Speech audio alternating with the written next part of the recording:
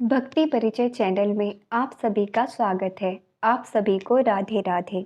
आश्विन मास की प्रतिपदा से नवमी तक शारदीय नवरात्रि की पूजा होती है। इस साल 26 सितंबर से शारदीय नवरात्रि शुरू हो रही है।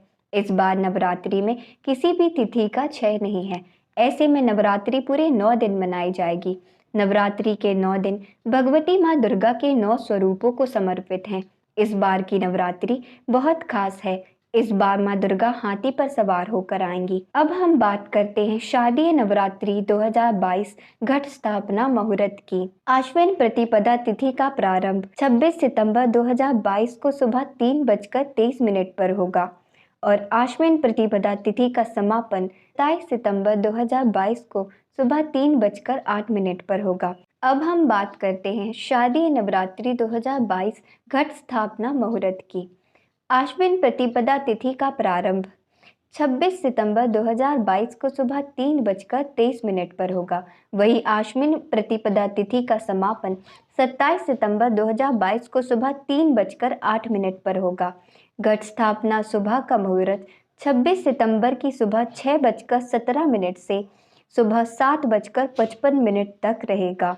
घट स्थापना अभिजीत मुहूर्त 26 सितंबर को सुबह 11:54 से दोपहर 12:42 तक रहेगा। अब हम बात करते हैं नवरात्रि व्रत की पूजन सामग्री की।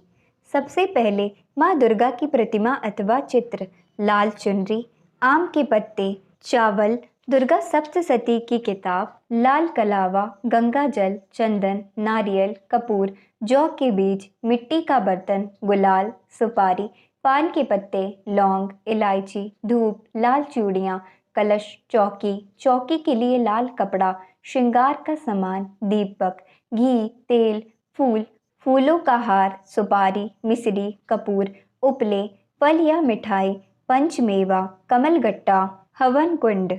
अब हम बात करते हैं नवरात्रि व्रत के नियमों की। पलंग पर हम कभी कभार खाना खा लेते हैं और अलग अलग प्रकार की गतिविधियों से वह दूषित भी हो जाता है। इस वजह से उपवास करने वाले को पलंग पर नहीं सोना चाहिए, उसे मंदिर के पास जमीन पर सोना चाहिए। अगर आप जमीन पर नहीं सो सकते, पलंग से गद्दा हटाकर लकड़ी के तख्ते पर सोएं। 9 दिनों तक व्रत करने के दौरान भोजन नहीं करना चाहिए। आप केवल व्रत में खाए जाने वाली चीजों को ही खा सकते हैं।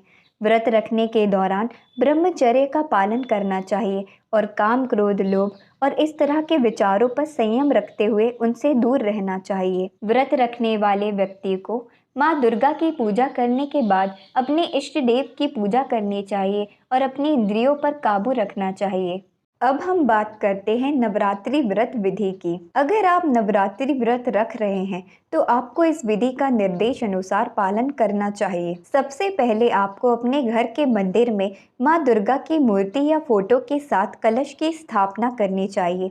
नवरात्रि की शुरुआत से ही आप घर में किसी भी प्रकार के शुभ कार्य की शुरुआत कर सकते हैं।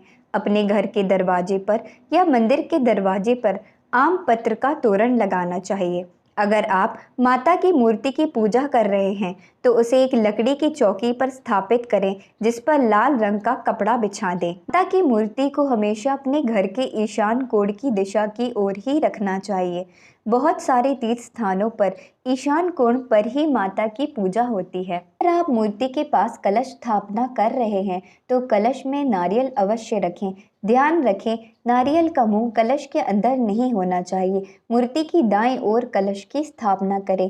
तत्पश्चात माता का पूजन करना चाहिए। अब हम बात करते हैं नवरात्रि व्रत में क्या खाना चाहिए और क्या नहीं खाना चाहिए। अगर आप नवरात्रि का व्रत करने जा रहे हैं तो आपको कुछ महत्वपूर्ण बातों का ध्यान रखना होगा कि आप इस व्रत के दौरान क्या खा सकते हैं और क्या नहीं खा सकते हैं। नवरात्रि व्रत में रोजाना जिस आटे का इस्तेमाल करते हैं उसके स्थान पर सिंघाड़े के आटे या राजगिर के आटे को खाया जा सकता है। नवरात्रि व्रत के दिनों में अपने आप को ऊर्जावान रखने के लिए ड्राई फ्रूट खाए जा सकते हैं। नवरात्रि के व्रत में आप किसी भी प्रकार के फल का सेवन कर सकते हैं। नवरात्रि के व्रत में आप कच्ची सब्जियों को भी खा सकते हैं जिसमें गाजर, टमाटर आता है। व्रत के दौरान आप दूध, दही, मक्खन जैसी चीजों का इस्तेमाल कर सकते हैं। अब हम बात करते हैं नवरात्रि के व्रत में क्या नहीं खाना चाहिए। नवरात्रि के व्रत के दौरान आप गेहूं का आटा नहीं खा सकते हैं। नवरात्रि के व्रत के दौरान आप लहसुन, प्याज या किसी भी प्रकार के मसाले का सेवन नहीं कर सकते हैं। नवरात्रि के व्रत के दौरान आप सादर नमक नहीं खा सकते हैं, उसके जगह पर आप सेंधा नमक का प्रयोग कर सकते हैं।